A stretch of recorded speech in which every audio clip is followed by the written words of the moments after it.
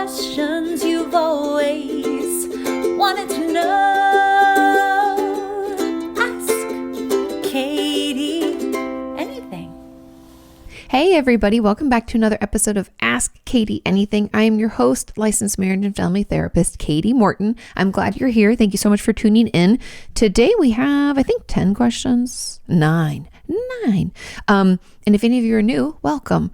I get your questions from the community tab of my YouTube channel where my podcasts are held. Does that make sense? Go to youtube.com/opinions that don't matter. And in the community tab on Sunday mornings, I ask you for your questions. And you all have been so gracious. We get hundreds of questions a week. It's been really, really cool.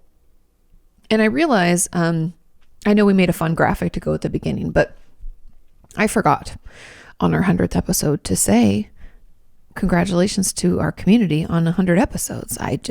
You know me, I didn't make a note of it, and therefore I completely forgot. But we have 100 episodes. This is episode 102. It's pretty impressive. I'm pretty proud of us. So anyways, I wanted to thank each and every one of you for sharing this podcast, for tuning in it's been over a year now. We're going into a year and a half. It's just been wonderful. And I'm really enjoying it, and I hope you are too. Okay, now let's get into those questions. Now, the first question says, hey, Kati, can you talk about the fear of abandonment versus fear of rejection and how they differ? Good question. It says, as a kid, I was left out a lot. I felt excluded and like I didn't belong. I still feel the effects of those social rejections to the point that now as an adult, I struggle to let people in and keep anyone I'm close with at an arm's length so that they can't judge or reject me and then leave. Would this be more fear of abandonment or rejection or a mixture of both? And how can I start to overcome this and let people in again? And there was I think it's just one comment. It says, sorry if this isn't related enough, but could you also talk about how to work out if you have fear of abandonment or fear of people dying, because that's related to your trauma? Interesting question. If that makes sense. I fear people will die, which could be a trauma. Someone nearly died. Or could it be fear of abandonment in a different way? Like, I don't want them to die because they'll leave me alone. Sorry, this is such a mess, and hope it makes sense. Oh yes, we're going to dive into all this. So fear of abandonment, somebody left a comment on this that was, you guys, you have such insight. So you're so knowledgeable. It was almost exactly what I was thinking and what I'm going to say here. And that is, fear of rejection is an initial thing. Someone doesn't like us, they reject us, right? It happens very early on in relationships, if not like before the relationship even happens. Do you see what I'm saying? Fear of abandonment is that we let someone in, they get to know us, we get to know them, we become somewhat used to having them around or attached to them in some fashion. And that attachment and that the fact that we've let them in leads to that fear of abandonment, that then they would leave us later. So rejection happens initially. It can be it's like people aren't going to like me that don't know me. Fear of abandonment is someone knows me and I know them and I've let them in. I've been vulnerable maybe, or I'm dependent upon them. I'm enmeshed with them. And that fear of abandonment, they're going to leave me. So that's the difference. Rejection means it was never really part of it. They started to get to know me and didn't like me. I feel rejected. Abandonment is they liked me. I thought I let them in. And then they left. So it's like a later stage relationship issue. I guess that's the best way I can put it. So that's the difference. Now, when you were left out as a kid and felt excluded, like you didn't belong, I think that would, to me, what you're struggling with is, potentially fear of rejection, because I think it has to do with your confidence level and what's kind of come up for you as a result of feeling excluded and like you didn't belong. I think you probably have a lot of firmly held beliefs, false beliefs about not being good enough, no one ever liking you, not being lovable maybe, or maybe just like you're never going to belong. Sometimes when we have these experiences as a child and they're kind of like repeated, we can slowly start to believe that that's a fact, right? That like, I know that kids are assholes and I've been bullied, but I believe part of what they did and what they've said to me. And I've like internalized that and accepted it. And now that's what you're struggling with, right? So it's almost like we had these experiences that we can't control because people are assholes. But instead of having other experiences later on in life where we've been able to like disprove those ones. We haven't. We've kept people at arm's length, and without realizing it, because we were doing that to protect ourselves, we've actually prevented ourselves from having any experiences to help us move past it, to prove to our brain that we are in fact someone people want to be around. And there are people in this world who will like us and want to spend time with us. And so I think in the case of this question, that would be fear of abandonment to me, because I don't hear anything about you saying that you're afraid you're going to let them in and then they're going to leave you, or you're afraid that you'll become so dependent upon them and their support that then what if they're not there? Like, that's more of the abandonment stuff that I hear with my patients who struggle with that, is like the concern about needing someone and them not being there. For you, it's more like, I don't want to be judged or rejected, right? So it's that rejection part. And so how you overcome it is to essentially, and this is going to be horrible and uncomfortable, but it will get better, is we're going to have to do what I would call like a form of exposure therapy, where we start, well, actually, let's take one step back. Let's start here. Making a list of things, I've talked about this in other podcasts, making a list of the things that you're comfortable having people know about you. Now, this can be anything from, like first 1 or 2 times that we meet, you can talk about your job, right? Where you're from, things that you like to do, if you have hobbies, food you like and don't like. Like, think of the things that we talk about in those first couple of hangouts, right? Then what would you like be okay with them knowing as you get to know them better, right? Like when you start to feel like it's okay to say like, yeah, today was kind of a bad day. Oh, why? Well, this happened, right? We kind of let people in a little bit, talking about maybe some tough times we had in childhood. Like, yeah, I was bullied in school and it was really hard. I'm still trying to fight past it. When would we want to share that? And then what are the deep, dark, like things that we only share with our closest friends? So kind of breaking it into like maybe 3-4 layers, so that we know when we do this next step, this exposure therapy, we kind of can work our way through it. And so just keeping track of like how many times we hang out with someone and how much do we need them to share with us in order for us to continue to share, like just take stock of that, think about it and be reasonable. Don't let this worry and this fear of rejection make you say like, well, it'll never be safe. And if they don't share, they had a shitty day, I can't share, I had a shitty day, but just think about it. Take some time. What are these layers? What are the levels as we let people in? And then we're going to have to meet people and be out in the world and put ourselves in positions where, sure, we could be rejected, or we could just have like a lovely, lighthearted conversation and move on. And yes, it could turn into a friendship or relationship, or it could just be like, oh, that was a nice person, but and then on to the next thing. Like, I can't tell you how many different events before COVID I would go to where I'd meet plenty of lovely people, but out of an entire, let's say, VidCon weekend, like 4 full days of seeing people I know and don't know, maybe I come out of it with one new person that I'm going to keep in touch with. Maybe. That's okay. You can meet people and get along fine, but not want to cultivate that relationship. And I think it's in that practice of meeting people, talking, sharing little by little, having a repeat on people that you think are very interesting and fun and you enjoyed at least, or maybe didn't feel you're like your worst self in that moment. We're just looking for that because it's really that slow, gradual get to know people, essentially exposing ourselves to the potential rejection. But what that's actually going to do, just spoilers, is that if we take our time with it, if we make sure we see people, every week or 2 or so, talk to them, connect with them, we're going to find out that we are lovable, we are likable. People want to spend time with us, We just had some jerk kids that we grew up with who told us different, but what do they know? Nothing. Turns out nothing. And so that's really how we work through it. Yes, I know it sucks. Yes, I know it's slow, but trust me when I tell you that the cool thing about exposure therapy is that once we do it, we don't have to go back and redo it most of the time. Sometimes you have to have like a booster session or 2. But if we thoroughly work ourselves like through that, exposing ourselves to the potentially scary thing, calming ourselves down, doing that will give us a good result and it will sustain, which I think is awesome. Okay, now the comment on this is a little bit different, but somewhat similar, where they're talking about fear of abandonment or fear of people dying. So I guess the way to like differentiate between these two is because it sounds like the trauma is that someone, like you said, someone almost died in your life. It was traumatizing, super, super scary, right? And if you don't want to be around people because you're afraid they're going to leave you through death, that all it is teasing it out. Is it that we're afraid someone's going to leave us because we're not good enough? Because that's actually where fear of abandonment comes from. It's like, I'm not good enough, or I'm unlovable is a very, very common, like, deep belief. That's, we fear people are going to leave us. Death is different. Are we just like anxious and think that something could happen to someone? You're just going to have to be more aware, or draw your attention to your thought process around it, because in that thought process, you will be able to determine whether it was based on death or attachment / abandonment, if that makes sense. Okay. I hope that helps. Let's move on to question number 2.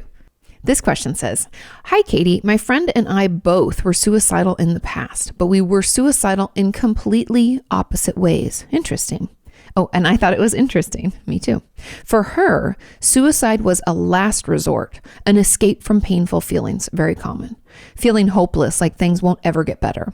She wanted to live, but living was just too painful. Her suicidal ideation was impulsive and in the moment, hitting rock bottom and feeling like you can't do this anymore. Okay, so that's one way. But for me, I wasn't in any pain. I just had no desire to live. I didn't want to spend the majority of my entire life going to school or working. You have to work hard and build the life you want, and I just didn't want to. My suicidal ideation was long thought out, falling asleep every night, perfecting my plan. I'd write suicide notes and imagine my funeral. The thought of dying was thrilling and peaceful to me. And I guess I don't really have a question. I just wanted to know if you could talk about this, like the different mindsets in suicidal people. There are many ways that people can be suicidal, and it's not just always of pain and suffering, and maybe not always from depression. Yes, this is a great topic to discuss, because the thing that we often connect is depression and suicide. Yes, they do occur together sometimes, but not always, meaning suicidal thoughts can happen without depression happening first, or they can happen as a result of ongoing depressive symptoms. Does that make sense? It's like you don't have to have one to have the other. Suicidal thoughts can kind of hang on their own.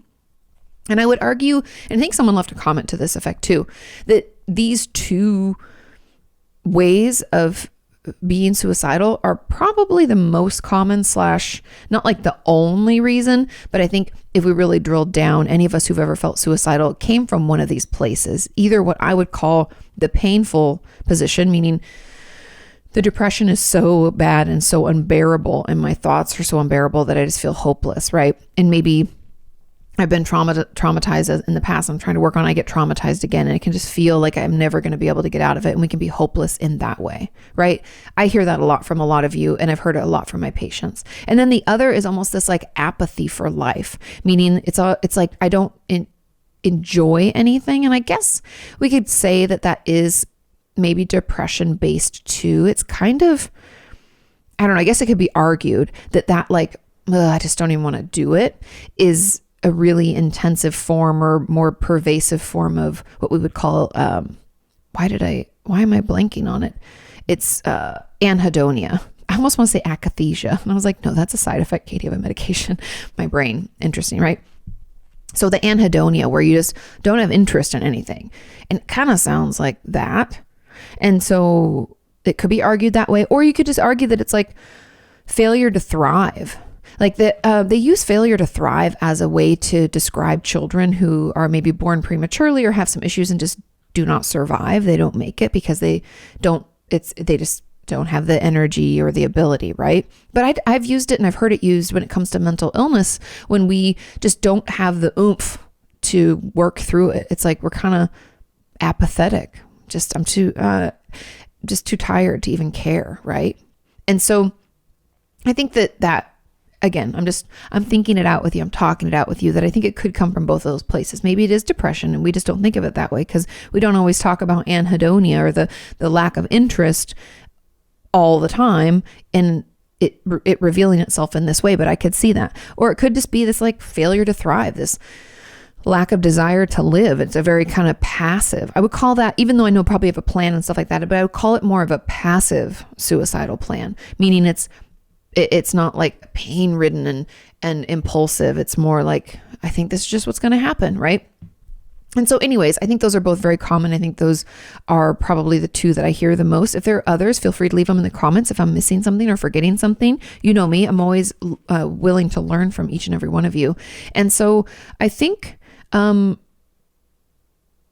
that's really all I have to say is in regards to it. I think sometimes it comes out of hopelessness and sometimes it comes out of like apathy, and both are just as serious. Both require, help. I hope that it says both of you were suicidal. So I hope that you're both doing better and you got some support. The thing that I want to just say to anybody out there who is struggling with suicidal thoughts and thinking either I just don't even have the will to live, or I'm in so much pain, I just can't even do this anymore.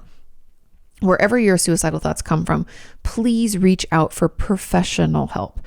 And the reason I say that is because your suicidal thoughts or your depression are completely snuffing out any hope for the future, any positive thoughts, even just the smallest, like I got a good night's sleep last night, like any of those things, or I don't have a headache today. Amazing, right? Small positives in your life are being snuffed out by that.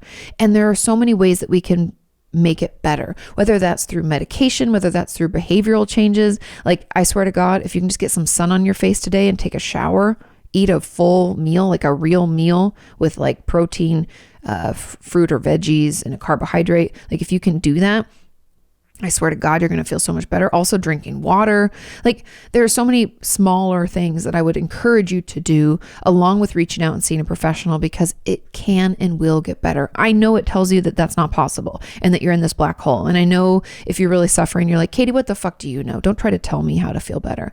I'm not trying to tell you how to feel better. I'm just telling you that there is hope and that it can get better. And sometimes we just need a little push in the right direction. And if I can be that little push for you, I'm happy to do it. So maybe just hop in the shower, do a full body shakeout, order a meal or go have some food, and see if you can make an appointment to see someone, because it does get better. Okay. Now there was a comment on this and it said, my question is, why do people assume that the only Oh, okay, I see. So my question is, why do people assume that only with the fact that you ask a person if you're suicidal, then the suicidal person will all of a sudden open up and tell you, yes, I am? I don't think we assume people will open up and tell us. How about if this person doesn't say anything or denies it because he or she wants to go through with it? Happens all the time. No matter what, even if there's no depression or mental illness present. How about that person who's really determined to end his or her life? I'm not saying it's wrong to ask a person if they're thinking about ending it all, but there must be people like that out there. What are your thoughts? I wonder about this a lot. Thanks. It's very common for people to not want to open up. Now, as a therapist, I always ask. I ask from the beginning, from my intake, and I ask periodically throughout, especially if I know there are suicidal thoughts. But a lot of times I have patients forever. I'll see them for years. They're like, nope, never been suicidal. Nope, that's just not part of, my profile essentially. But I still ask every so often, had any suicidal thoughts? As a therapist, it's important that we do check-ins because you just don't know sometimes what's going on beneath the surface, right? And yes, some people lie. No, I'm not. And because they want to go through with it. I've had patients, tell me about instances like that in the past. I haven't, thank God, knock on wood, I haven't had it happen to me with my patients where they, lied and then attempted to take their life. Thank God, because it's scary. And I want to keep my patients safe and I want to be there for them. And for them, if they're not letting me do that, that's a scary place for me and for them. So anyway, the reason that it's important that we ask is because sometimes, and I find this is more common, more often than not, sometimes people do want to tell you. And I think a lot of the reason, and not to pat myself on the back, but I talk to my patients about it in what I hope is not a scary way, just to let them know why I'm asking and why it's okay for them to tell me. And I'll say to them, it doesn't mean I'm going to hospitalize you. Hospital I see as a last resort. I may do text check-ins on you during the week, and I may ask you to call me or email me or something throughout between our sessions. We might have to do an extra session. I walk them through what my protocol is for keeping them safe. And then I tell them, even if they don't have suicidal thoughts, I tell them about this. And then when I ask, I'm hoping that because of the relationship and my candor and sharing my process, and hopefully their trust in me because of the relationship we're building, that if there is any suicidal thoughts, they're going to tell me because of the relationship and because of what I've cultivate it with them. And that's just my hope. But if people really want to do it, there's nothing we can do to stop them. But, I'm at least going to check in. And so those are my thoughts on that. Okay, let's move on to question number 3. Another great question. You always have such great questions, everybody. Thank you for sending these in.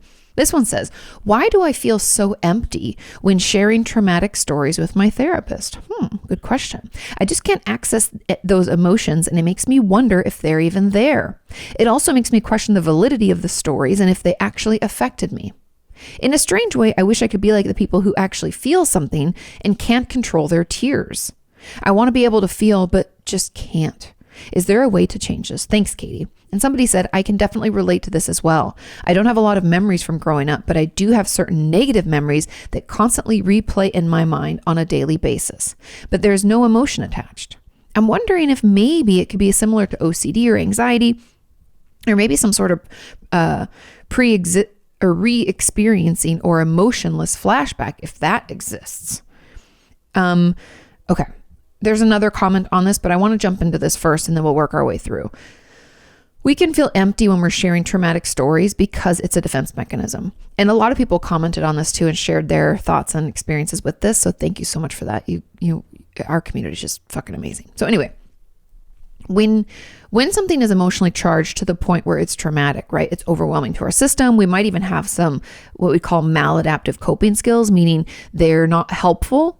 Like mal, meaning kind of bad, adaptive coping skills. So like they're not the healthiest, but we do them because that's the only thing we know what to do. These can be things like using your eating disorder or self-injury. This could even be things like getting super defensive and stonewalling, having black and white thinking, right? We can have a lot of these patterns of behavior that aren't helpful, healthy actually, but they're helpful in the moment to like keep us going forward. Does that make sense? It's like short term, hey, got us through, we survived, kudos. Now, please stop, right? And so that's what's happening here. This disconnection from the traumatic experience, or an emotional disconnection is what I should say, has left you being extremely logical, that you want to talk about something without any emotion and you can get through it. You might even be able to. I had a patient in the past, and many of you told me you've done this too. You can just like rattle through all of the traumatic experiences, even in crazy amounts of detail, but you're so disconnected that doing that process with your therapist isn't making things get better, right? It's not bringing you any closer to like what I would call any kind of relief or recovery from it. It's just like, I don't know, it's almost just like we're going through the motions, And so I think that distance has been very helpful and been self-preservation, I guess. And now it's in the way, and it's no longer self-preserving. It's now like drowning you, right? Because we are so disconnected, we're not getting through it. And then we continue to feel traumatized and suffer from symptoms of PTSD, which are super uncomfortable. And so your stories are valid. It's very common to be disconnected. It was overwhelming. Why would we want to be connected? We had no tools to process it. Why would we allow ourselves to feel it? It was too much. Even before we felt it, we're like, this is too much. When the trauma happened, our brain might have pulled the ripcord and caused us to dissociate or have a panic attack just to pull us out of the present, right? And so you pat yourself on the back. Thank you, brain and body, for getting me through and for disconnecting me emotionally so that I could continue. Now, I need to let those emotions come back. And doing it little by little with your therapist, the best way I can encourage you to do it is it's going to be homework, mostly at home. And the reason for that is because there's just not enough time in a session to elicit emotion in a healthy, healing way right off the bat. Usually we're going to have to maybe watch a movie or a TV show or listen to some music to kind of get ourselves primed to maybe cry or to feel something. We might have to use our feelings wheel to try to identify one emotion a day, doing that for a week or two, then moving into 2 emotions a day and building from there little by little. Because if we're so disconnected, we can't just all of a sudden feel it, right? The disconnection didn't happen like that. And so the feeling won't happen like that. We have to get back in touch with who we are. A lot of, I've been reading a lot about somatic experiencing. And one of the first things they have you do is just try to get back into your body. I know a lot of you just cringed, but he talks, Dr. Peter Levine the creator of somatic experiencing, talks about being in the shower and letting the water hit you on your body and saying like, this is my shoulder, this is my arm, as you feel the warm water hit that part of your body. Or you can tap it or squeeze that part. Or when you put your lotion on out of the shower, you can do that too. That's my foot and my calf, right? Getting back into our bodies and into our emotions takes some time. It takes a little coercion, a little practice, right? As we even put the words to them. But you can get it back, and you sharing this without any emotional connection or charge is very normal. It's protective, and we just have to prove to ourselves that it's okay to not be that protective anymore. And it takes time, but let your therapist know about this so they can help you move through it, because it does get better. Okay. Now, the person that was talking about it is it OCD or anxiety, right? Because they said, I don't have a lot of memories from growing up, but I do have certain negative memories that constantly replay in my mind on the daily basis. Those are traumatic memories. It could be flashbacks. It sounds like it's potentially flashbacks. And it says it's OCD or anxiety, or maybe some sort of re-experiencing an emotionless flashback. I think it is like that, because flashbacks don't have to have emotions attached to them. Flashbacks just have to make us feel like we're kind of back in that scenario, or we're flashing back to something that happened and we're watching it like it's happening right now, right? Some of my patients say it feels like they're right back in it and it's happening to them all over. Other people say that their flashbacks feel like them watching a movie of what took place or flipping through a photo book of what happened. So know that however you experience it, even though yours is emotionless, it's still a flashback. And then for some context, as I have relational trauma and I'm working on noticing my emotions in my body before I can do EMDR, check out somatic experiencing. Check out Dr. Peter Levine's book. I think it's called, is it Healing the Dragon? Not the dragon, the tiger. Hold on. Somatic experiencing a book. It's Waking the Tiger, Healing Trauma. It's very good. Some of it's a little clinical, meaning like it's made more for clinicians such as myself, but there's a lot of exercises in there that I think are great. And if you are subscribed to my main channel, know that there will be videos coming out about that soon. Okay. Now another person says, yes, me too. Thinking about it really bothers me. And when I go to tell my therapist about it, I'm sure I'm going to break down and cry. But then I just recall it like a neutral series of events in a very factual way. This led me to feel that I wasn't really traumatized because I could talk about it without feeling anything. That's the lie that trauma tells us. First of all, it always tells us minimize, right? It's not that big of a deal. We invalidate, maybe it wasn't that bad. I'm making it into more than it was, blah, blah, blah, blah, blah. Then we can go into a shame spiral. Not being traumatized doesn't mean we can talk about a shitty event and not feel anything. Overcoming a trauma means being able to talk about it and acknowledge how bad it was and be like, that was really painful. It was really hard, but I'm okay today. That's it. It's not feeling anything. It's feeling, but knowing that it's in the past and it's okay. And the feelings of it don't impair our ability to function, right? Just because I've moved past something that's happened doesn't mean I can't still tap into the fact that it sucked. Like I could even apply this to like my dad passing away. And I know we're talking PTSD, I'm talking grief, but hey, death in the family can be traumatizing. So let's say I'm talking about that. And if you caught me like within a month or two of when my dad passed away, I couldn't even tell you that it happened. It was like, I'd break down. There was no way. I was so close to crying like all the time. But then as time went on and, I worked on myself. I was in therapy. I was trying to process the grief and the loss and just the shock of it all. I got to a point where I can look back and say, yeah, I can even remember what that pain was like, you guys. I can still feel it. If I really want to tap into it, I remember. But I also am okay talking about it. I can get through it and it doesn't impair my ability to function. I don't just break up down in tears like I did for a while there in the middle of my day. And that's like trauma work.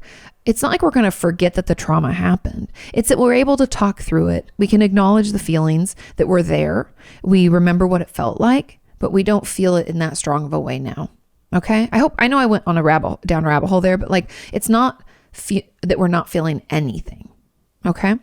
And then the person says, it led them to thinking that they weren't really traumatized, right? But on the other hand, I do experience intense triggers. Is this a defense mechanism, or is there any case in which being able to talk about it could just mean that it wasn't traumatic and we've healed from it? Thank you. I hope that what I just said kind of answers that for you.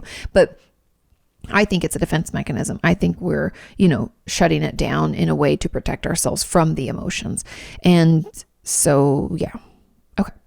I think I answered that. Let's move on to question number 4. It says, "Hi, Kati. Are therapists supposed to hide their emotions in response to a story shared? As in remain calm, soothing, or neutral.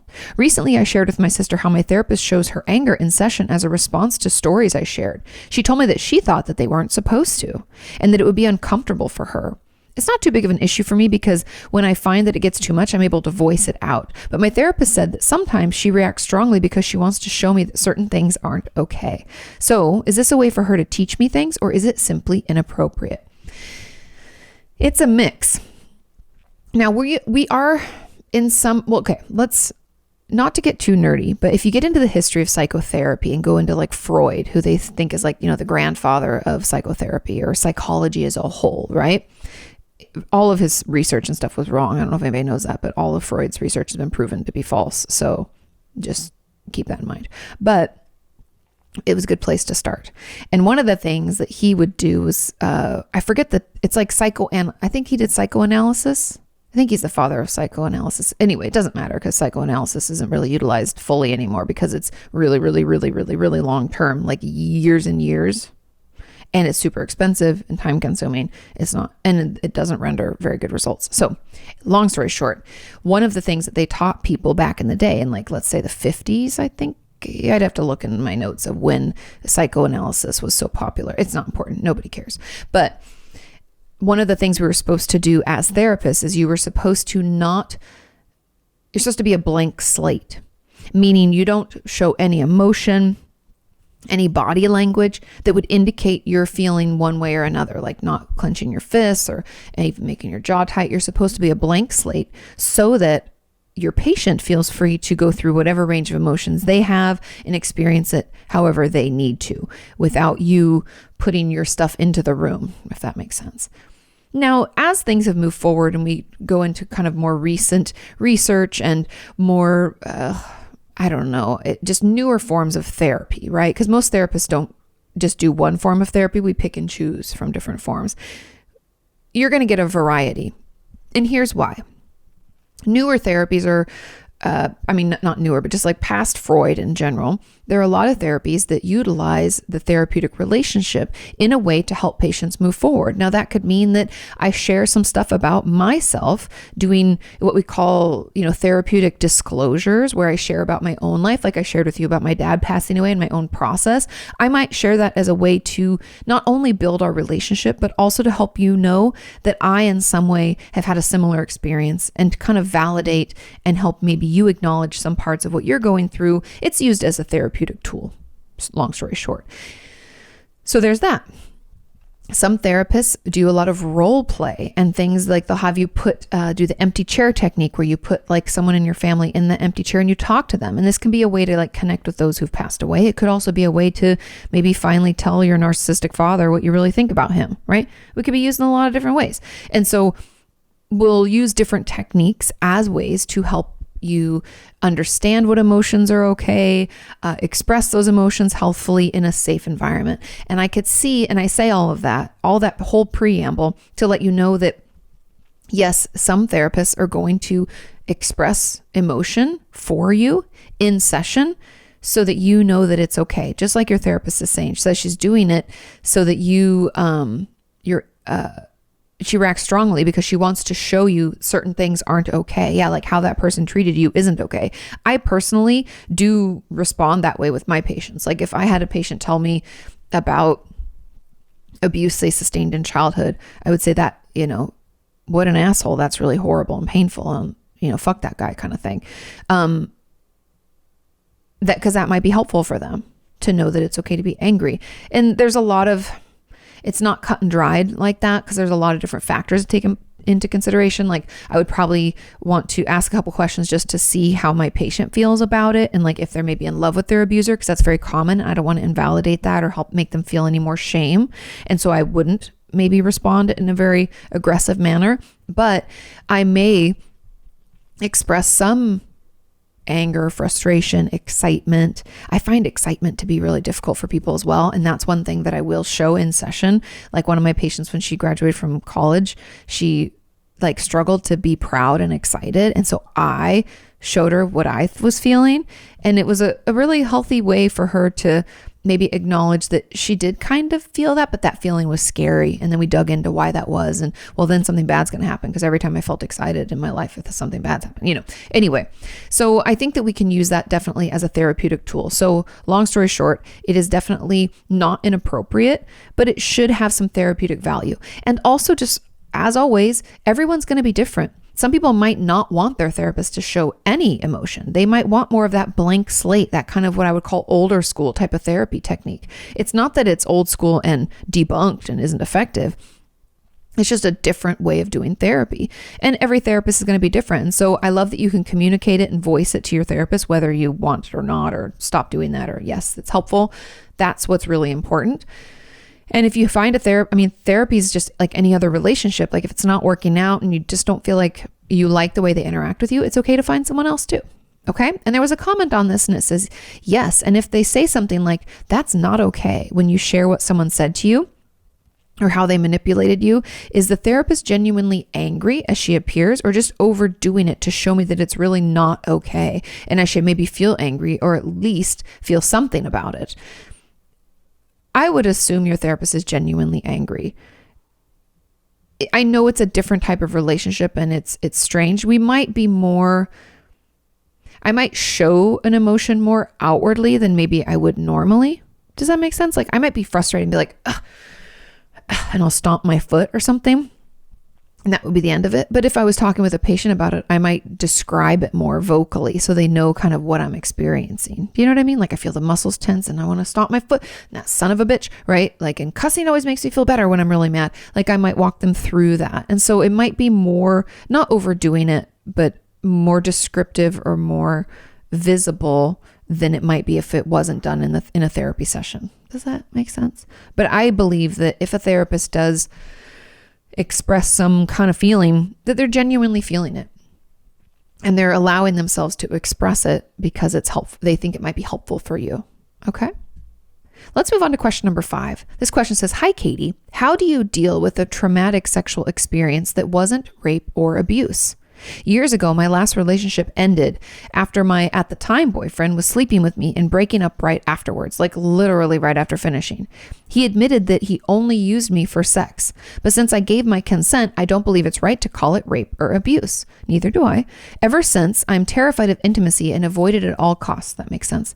The few times I've had sex since, I completely dissociated and felt miserable afterwards. Now, the comments on this question were kind of interesting to me, and I agree that it was not rape or abuse, although it could have been abusive if he had coerced you or manipulated you into having sex with him. Now, I don't have any details to that effect here, so just the fact that he was essentially a shitty boyfriend that was using you doesn't constitute, rape or abuse necessarily. I'd have to have a little bit more information before we try to make that decision. But at the end of the day, it doesn't really matter. What matters is your response to it and how you felt about it. And it's very common when we experience pain, right? Because this, he was a dickwad and he used you, and that feeling afterwards had to be horrible, because especially if you loved him or maybe thought he was the one, right? We dream a dream of what our relationship could be when we're in them, and then for it to end so abruptly, boom, is horrible. And it can be really hard, and the grief and the pain and even the shame because you're feeling used and maybe I'm the problem, blah, blah, blah. All the shit talking we do to ourselves during a breakup is going to be hard. And because of all that, I think that's why you're avoiding intimacy at all costs, because you're like, well, intimacy led to that experience and that was fucking terrible. And so of course you're going to want to avoid it. But if we get into therapy and we start processing maybe some of the things that we learned from that relationship, some of the red flags maybe we didn't notice right away, and most importantly, noticing our self-talk about ourselves in relationships and in our world, if we can build up a more confident, a more self-assured us, I think we'll feel so much better. I know obviously easier said than done. It's going to take some time, but I don't think we need to call it rape or abuse. Like I said, I'd need more information, but I don't think we'd have to call it either of those things for you to feel the way you feel. We don't, again, it's kind of that judgment that we have around like, what's a trauma? It has to be this big T trauma. Something must happen to me, or I don't have a right to feel how I feel. And I'm here to tell you that this guy was a dickwad, and that's what I would just focus on. This guy's an asshole and a bad person. That's all that had to happen for me to feel the way I feel. I was used, and I'm hurt by that, and I'm trying to process through it. And that's really where we're at. And you can process through it. You can go on to have healthy, happy, loving relationships with, healthy sex life and intimacy, and you feel okay. It just is going to take a little bit of time to heal from that wound. What happened to you was horrible. We have, loss of relationships is hard, and it's definitely, it could definitely constitute a little T trauma. Now, when I say little T, does that mean it's like, not as big of a deal? No, I'm just telling you that we don't have to pretend it has to have a certain name or has to be this level to affect us. A little T trauma is just as painful as a big T trauma. And we have every right to get help and support as we work through it and heal from what happened. Okay. Moving on to question number 6. This question says, what changes do you think could be made to adult psych wards for treatment to be more effective and for a better experience? Oh my God, the list is endless. I know that sometimes I need the extra support, but my times at the psych ward in the past have been extremely traumatic, and now I can't ever see myself going back voluntarily. I came out of the hospital worse than when I went in, and I did everything I was supposed to do because I wanted to get out as soon as possible. It felt like jail. I hear that a lot. And you guys know how much I hate psych wards for that. If you're just listening, I just put my chapstick on. That's why you heard this snap. I don't like hospitalizations in psych wards for this very reason.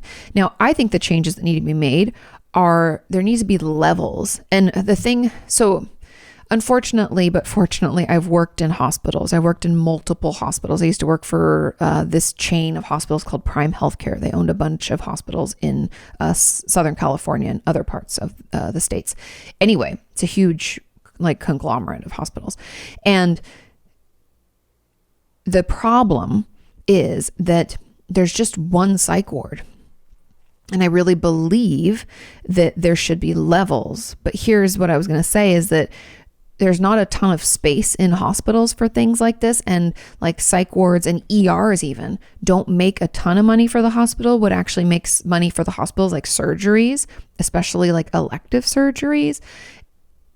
Unfortunately, hospitals are businesses to some extent. And so because of the way mental health is just like slowly people are becoming more aware and the treatment is becoming better and better, hospitals, I feel like, just haven't caught up with that yet. Meaning that we just if people need hospitalization, they're all pushed together. So it's like, if I'm feeling kind of suicidal or having a hard time, am going to be put with someone who maybe they don't know if they're detoxing from a drug, but they're like hallucinating. They think they're floridly psychotic and possibly dangerous. Like, we're all going to be placed into the same psych ward. Now, yes, if someone's dangerous, they're going to put them in like a locked room and stuff like that. But I'm just telling you that like everybody goes into the same bucket. And I can't tell you how many of my eating disorder patients have had to be hospitalized and they're put in the psych ward. And it's more like they just had these passive suicidal thoughts and needed help with eating more regular. I don't even know. There's all sorts of reasons we could go to the hospital. I had a patient who felt himself going into mania, and out of safety, because he's had other instances where he had done some things that put him in high risk for injury. His mom was like, I want to put him in the hospital. And so she did. And I don't like that he was in there with people, it's like he should be there with people who are dealing with similar things. Like, I feel like there just needs to be levels, because like psychosis is one thing that's happening and people do need safe and secure help. But then below that, there might be like more of the suicidal patients and people who are having a hard time that way. Then there might be like drug detox or things that we think might be related to, some kind of substance. And then maybe there's, I feel like we need to have some levels. And what that necessarily would look like might just be like breaking psych wards into chunks. But I can tell you this, there are not enough beds already in hospitals. I can't imagine them wanting to add more, but I would love it if we had like a whole floor that was all a psych ward and having a bunch of different rooms. And then there'd be different activities and different levels of things that you can do for groups. Because one thing working in the hospitals that I recognized and I realized really quickly is because of the differing levels of functionality, I couldn't get much accomplished in groups. And then my patients who were higher functioning, just needing a little extra support for a few days, found the groups to be just completely useless. But meanwhile, I'm trying to operate a group for like all these different levels of functionality in patients. And that's just not how mental health help is ever. It's never done that way, like any other place other than a hospital like that. If you were to run a group as a clinician, I've ran many groups. One of the women, Jamie Roberts, who I ran an anxiety group with years ago, she just reached out. She has a book coming out, and when I get it, I will share with you. But we ran an anxiety group for a while, and we tried to pick people for it that were like kind of in the same level of functioning, so that you meet people where they're at. And same goes for my eating disorder groups I've run over the years and my DBT groups. Like, you try to put them together with people who are in a similar level so that the homework and the pace of the group is good and beneficial for all. Otherwise, it's like, it'd be like in a hospital, you coming in for a sprained ankle or getting the same amount of care as someone who has come in because they broke their back. Right? It just doesn't make any sense. And for some reason, mental health care just has not caught up to physical health care and the ways that we now know we need to treat it. I'm getting way off, you guys. I could really talk about this, but I think levels would be really helpful and super, super beneficial. And also just pulling back on I don't know why hospitals always tend to, I'm not a doctor, so I know this opinion, like, take it with a grain of salt, but I feel like it's just too much medication. I feel like a lot of my patients come out of the hospital like a zombie, and I know people need to be kept safe. And that's like, I can't tell you, that's like one of the number one thing when you're in a hospital is like, you're checking on patients every 20 minutes. You have to go into the room. You're like, say hi to them if you can. Sometimes you try to ask them, do like a mini mental exam where you ask them like if they know where they are, what year it is, and blah, blah, blah. We're doing that all the time. And so I get that safety and security are paramount. And so they're like, well, if they're a little more sedated, that's fine. But I feel like that's not really therapeutic either. And for my patients, they say that they just didn't even feel like themselves. And then the like hangover effect of coming out is just too bad. So I think, being a little bit more careful with medication. If psychiatrists could spend more time with my patients in the hospital, oh, that'd be amazing. If there could be levels to treatment, I would love that. And I also don't really like the fact that I understand the 72-hour hold, like, need to be held. I don't think there should be like this minimum.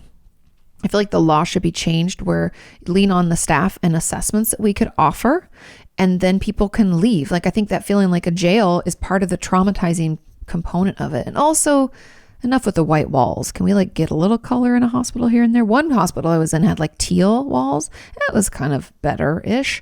But anyway, those are just some of my thoughts. I could clearly talk about this forever.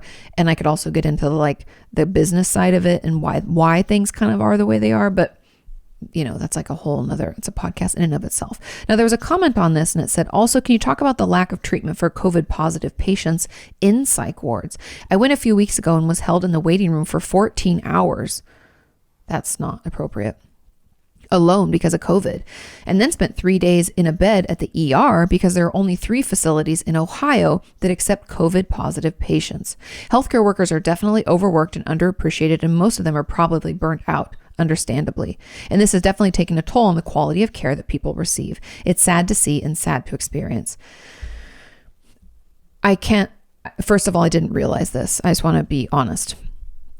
I didn't even consider the COVID ramifications of mental health treatment. I know in general, we didn't have any protocols in place when it comes to, if you guys don't know, like when you're in different states, and even, federally, but also at the state level in the US, obviously is all I can speak to, but there are different accreditations you can receive as a clinic, like hospitals, clinics, I forget what it's called. It's like J something, like you're getting your J accreditation, and there's different levels. And when you get those accreditations or you follow those rules, for lack of a better term, then you can accept other insurances or get paid out at these different levels or have other patients from different places be able to come to where you are. And it means you're holding your care to this certain standard, right?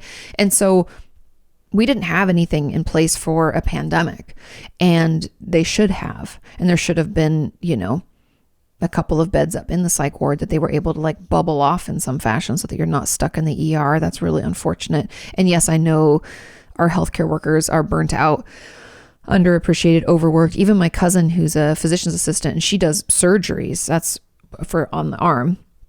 She was telling me how everybody's super agitated and like she gets yelled at, almost every day she's in the office dealing with people, and like they've had to reschedule surgeries because of COVID protocols, and they get mad at her, and she's like, I'm just doing my best. And like, it's so stressful and it's hard, and it's hard for everybody. We're all stressed still. And I'm just sorry you went through that. And I hope that because of this, they're putting in some protocols and some better ways to manage so that COVID patients aren't just locked into this one area because, like even if you're not there for your COVID, right? Like you were there because you needed mental health support, but you just happen to be COVID like positive. So you're like, well, now what? And I'm not even getting any support. And there needs to be some way to better manage that. And hopefully this is, lesson learned.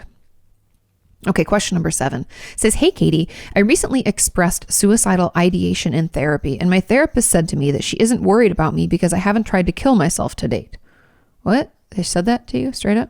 Okay. I'm feeling so hurt and invalidated by this. Yeah, that's not. Also, since I'm very attached to my therapist, all I want is for her to care and worry about me like a mother would, understandably so. And I feel like the only way to get enough love and care and support and attention for her would be if I tried to kill myself. No. That's not how this works. We'll get into this. I'm struggling to move past this comment and struggling to open up to her now because I feel like she won't take me seriously. That's fair. It is completely fueling my suicidal ideation. And I did bring it up with her and asked her why she said that. And she said just because she's human. And we're not perfect. I'll give her that.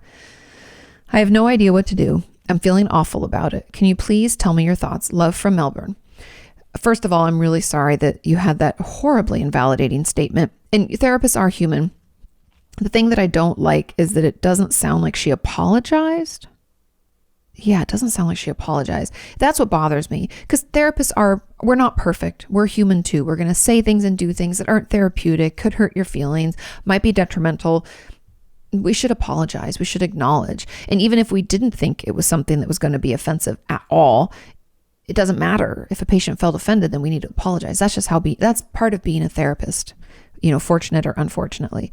And so overall, she should have apologized. Now, here comes the part where you have to do your work. You're going to have to challenge these thoughts, or at the very least distract from them, because her one comment that she's saying, like, I'm human, essentially saying I fucked up and I'm sorry, but she should have said that straight.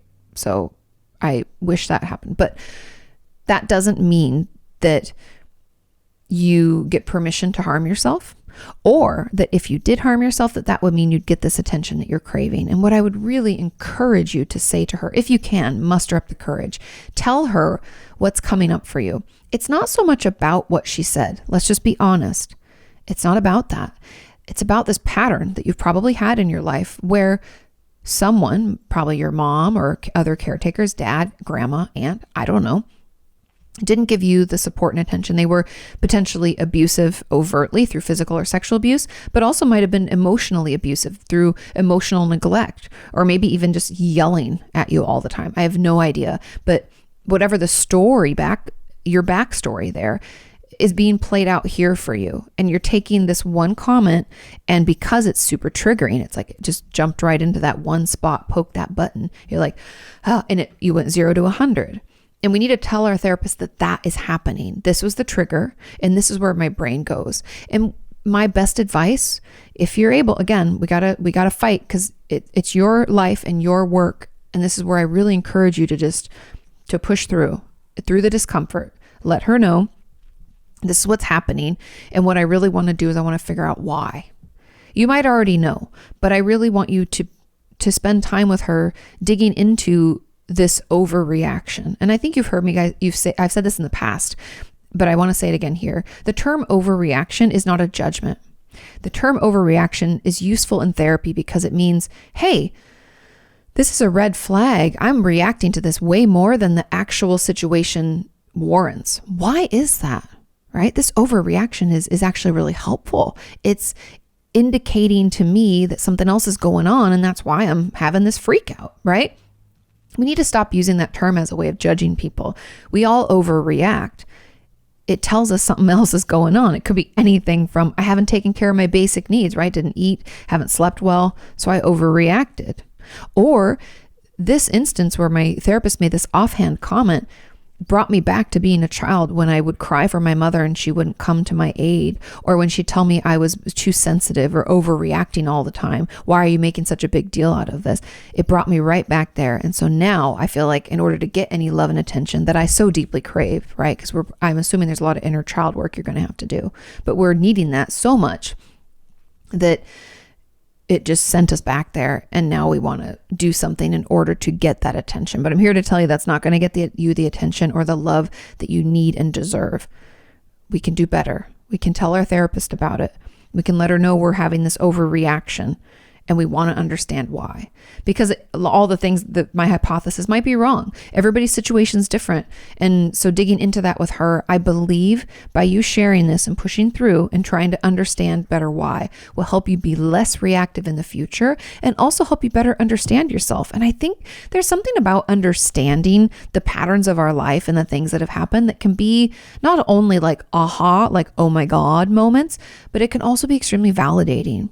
Because then we're like, oh, I'm not just making this up and being difficult. Like my life that sucked. That whole situation sucked.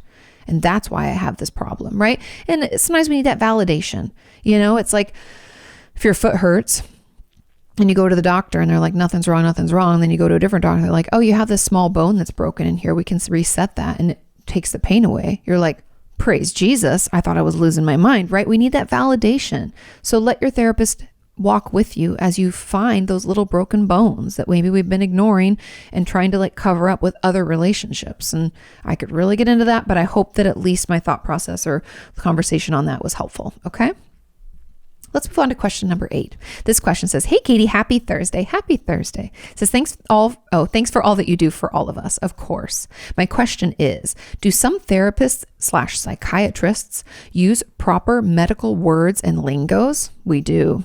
I don't do it with my patients, but I do it with other therapists and psychiatrists or psychologists. It says, my therapist has told her a few times that I don't know the logical definitions to those proper medical words and lingos. I don't know if I should call it medical words and lingos. I know what you mean though. It's like using proper terminology and it's like words you don't know what they mean. Because it's like what my editor tells me when I write my book, sometimes like that's an insider baseball word. Find a different way to say it. So thank you, Dan. That's very helpful. And that's what you mean by this is medical words and lingos. Insider baseball. It says, and I've told her that it confuses me and I get frustrated at times, but not always. But I still don't understand the logical meanings when I look up the words on my dictionary app that I have on my phone, because you're not supposed to have to do that. My question is to you. Do you use lingo like some therapists and psychiatrists use? Have a wonderful week, Kati. Of course you have a wonderful week too. No, I do not. As much as I can help it, I pride myself in taking very complicated terms and subjects and breaking them down in such a way that it's digestible for the average Joe Schmo.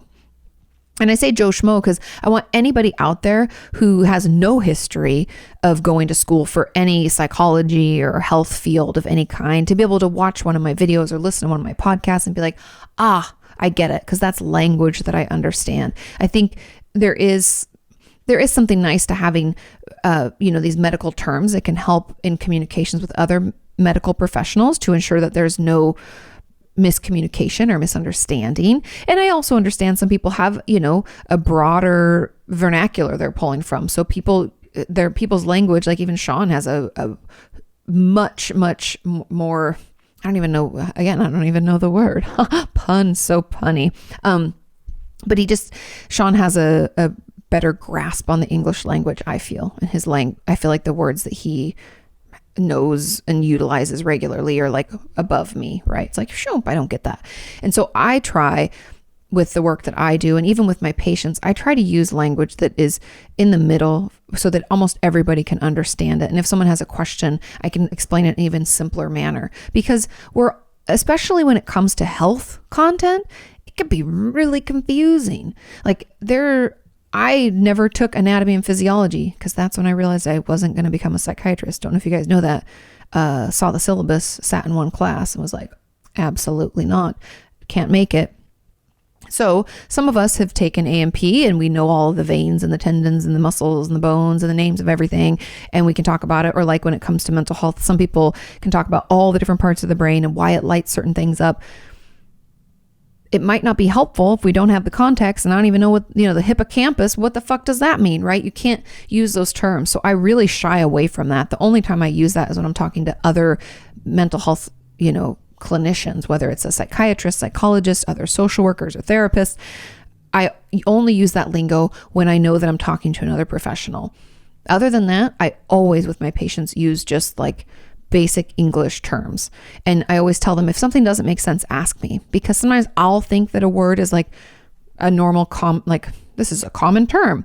Come to find out it's really not, and Sean's even caught me on some of those things when I'm filming videos. He's like, no one knows what that means, Katie. That's another therapist word. And I'm like, oh, so there are slip ups. We're not perfect, but I would encourage you I know you've already tried and your therapist has tried, but there's no shame when you're with your psychiatrist to say, I don't know what that word means. Could you explain that to me in common language? That's the word. That's the way I would phrase it. Explain it to me in common language, because we can, as professionals, and all of you are professionals, and just hear me out here for a second, we can get so used to the acronyms and the terms that we use in our area of expertise. Even if you work in a fast food restaurant or a Starbucks, you're going to have terms you use. Like I was a barista for many moons. There's terms you use that other people wouldn't know because it's your specialty and you know the terms related to your work.